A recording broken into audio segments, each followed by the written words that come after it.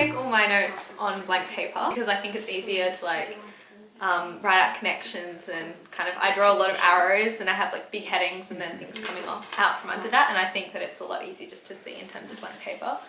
I speak third quite a lot, and for that I like to take notes in different colours. So like I'll write what they said in maybe red, and then what our team's case is or responses in a different colour. Like keywords like even if, just to clarify like when the argument's moving on.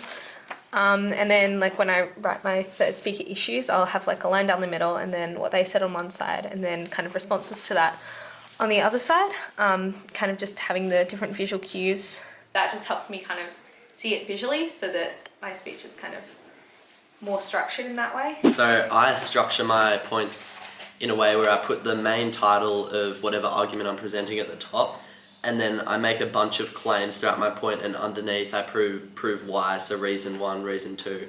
And after you've done all that, at the end you want to have a why is this all important section to really put emphasis to your arguments, and that's when I'll talk about the implications on society or the people that at hand. You always want to be looking up and engaging with other people in the room while you're speaking, so that's why I prefer to write in bullet points. I like to start off with like a major line of what the basis of the point is, and then create like little symbols going to arrows of the reasons why, or why it's important, or like why this actually happens, and then I highlight the main points or the main words in that structure so that I know what to refer down to when I look at my page.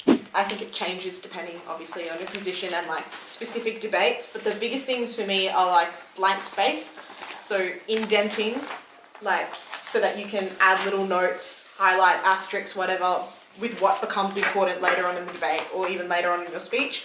I think the other thing is just like leaving lots of clean space and having only a couple of words per dot point, because if something is obvious to you and you know you're going to say it anyway and you couldn't possibly forget it, I think you leave it off. I think the things that you need to write down are the buzzwords that are going to remind you of analysis, which is like complicated or whatever, which is what I do.